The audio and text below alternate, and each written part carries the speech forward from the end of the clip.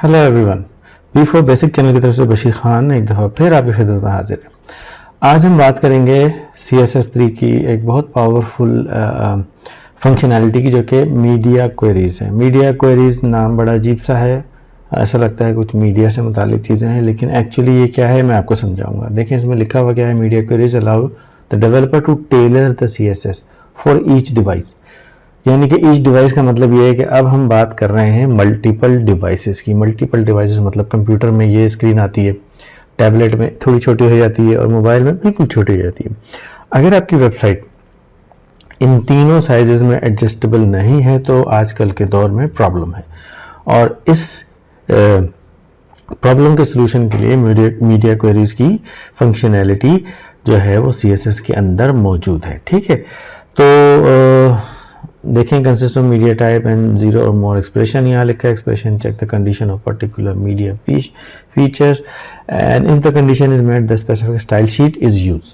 ठीक है, अच्छा इसमें आप परेशान नहीं होइएगा, कोई कॉम्प्लेक्स किस्म की क्वेरीज नहीं है, कोई कॉम्प्लेक्स किस्म की कोडिंग भी नहीं है। सिर्फ ये एक लाइन अगर आप गौर से देखें, ये डिव के ऊपर क्या किया है इन्होंने, बॉर्डर सॉलिड और एक पिक्सल और ब्लैक कलर दे दिया, ये नॉर्मल है।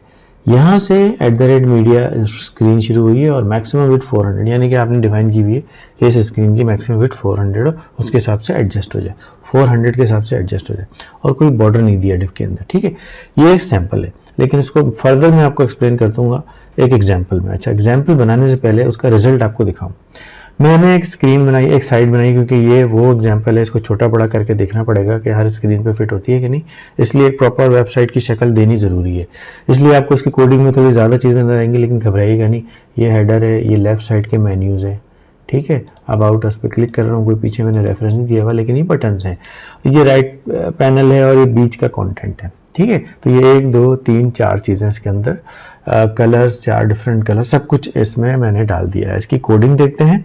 ज़्यादा कोडिंग जो है, ये देखें, ये नॉर्मल आपको डिज़ाइन व्यू में ऐसे नज़र आएगी। ज़्यादा कोडिंग जो आपको नज़र आ रही है यहाँ पे, वो नज़र आ रही है उसकी जो हमने पूरी वेबसाइट का डिज़ाइन बनाया है उसकी वजह से। ठीक है, तो एक्चुअली कुछ भी नहीं। यहाँ देखें, बॉक्स का एक साइज़ डिफाइन कर दिया, उसका बॉर्डर बना दिया। उसके बाद जो ए है, जो कि क्लिक करने पे एंकर है, उसके बारे में यहाँ बात की जा रही है कि एक रो के आफ्टर क्या कंटेंट का गैप देना है, क्लियर रखना है, और उसकी क्या प्रॉपर्टीज़ हैं। इसके अलावा जो कॉलम का कॉन्सेप्ट है वेबसाइट के अंदर, कि आपने कॉलम वाइज चीज़ें रखी हुई, अरेंज की हुई हैं। ठीक है, तो हमने यहाँ किया है कि जो भी क्लास हो, ऐसी क्लास जिसके अंदर के कॉलम का जिक्र हो, वो आपको फ्लोटिंग लेफ्ट रखनी है और उसकी पैडिंग 10 पिक्सल रखनी है। ठीक है, ये भी मीडिया क्वेरी नहीं है। अच्छा, HTML का जो फॉन्ट साइज इस पूरी वेबसाइट में यूज़ होगा, ये भी मीडिया क्वेरी नहीं है। हेडर बैकग्राउंड कलर ब्लू है, कलर दिस है, पैडिंग ये भी मीडिया क्वेरी नहीं है। ये नॉर्मल CSS डिज़ाइन है उस फॉर्मेट को अचीव करने के लिए। UL menu same, padding whatever, LI उस मेन्यू की जो लेफ्ट साइड पे टिक टिक टिक लगे हुए थे बटन्स क्लिक के लिए, ये सारी उसकी सेटिंग है। बॉक्स शेडो, इसमें कोई मीडिया क्वेरी नहीं है। ये अगर आप LI पे माउस लेके जाते हैं तो कलर चेंज होना है कि नहीं, माउस होवर का ऑप्शन है मेन्यू के अंदर। असाइड, एक साइड पे जो हमारा दूसरा पैनल है उसकी सारी डिज़ाइनिंग लगी हुई है, colour, pixel, whatever, text line होगा, सेंटर में 14 पिक्सल का फॉन्ट होगा। सो फार हम CSS, सिंपल CSS पे काम कर रहे हैं, और ये फुटर, नीचे एक फुटर भी है जिसके हिसाब से चीज़ें यहाँ सेट हुई हुई। ठीक है, अभी तक हमने कोई मीडिया क्वेरी की इसमें फंक्शनैलिटी डाली नहीं है। नीचे आते हैं तो अब मैंने आपसे कहा ना कि कॉलम 1, कॉलम 2, ये सारी हमने 100% के हिसाब से इसकी एक कॉलम वाइज डेस्कटॉप पे सेटिंग की हुई है कि कॉलम 1 की ये विड्थ होनी चाहिए, 2 की ये, 3 की ये, और वो सारे कॉलम्स जो हैं 100% अगर हों तो 100% ये होनी चाहिए। तो ये कॉलम वाइज मैंने एक सीक्वेंस यहाँ लिख दिया है कि पहले मुझे जो कॉलम जहाँ अप्लाई करना होगा, जिस भी डिव के ऊपर मैं उसकी प्रॉपर्टी कॉलम करके दे दूँगा। ठीक है, यहाँ तक भी हमने मीडिया अप्लाई नहीं किया है। मीडिया हमने ये इन 2-3 लाइनों में अप्लाई किया। हमने कहा है कि मीडिया ऑनलाइन स्क्रीन की हम बात कर रहे हैं, कि ऑनलाइन स्क्रीन की जो मैक्सिमम विड्थ रखी है हमने 768 पिक्सल रखी है, कि मैंने कहा भाई इतनी ही मैक्सिमम रखनी है, इससे ज़्यादा बाहर नहीं जाएंगे।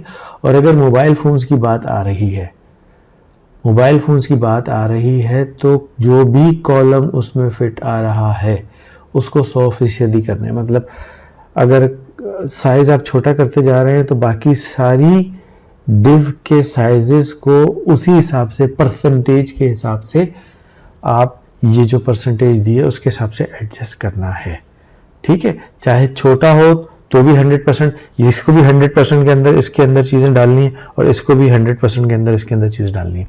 तो ये एक फंक्शनैलिटी हमने यहाँ डाली है। अब नीचे आते हैं, ये हमने हेडर डिफाइन किया हुआ है, नो इश्यूज़। अब ये कॉलम 3 जो हमने ऊपर डिफाइन किया हुआ है ना, कॉलम 3 मेन्यू, ठीक है ना, ये कॉलम 3 मेन्यू इसकी क्लास डिफाइन की है। तो ये देखिए कॉलम 3, इसका मतलब इसका साइज़ स्क्रीन के 25% हिस्से को कवर करेगा, ठीक है। आ जाए, ये सारा हमने अबाउट और डिव बनाई भी है। ये कॉलम 6 बनाया है कि जो बीच का कंटेंट है, जो मैंने LI के थ्रू ही लिखा है, लेकिन बीच में जो भी कंटेंट है वो है कॉलम 6।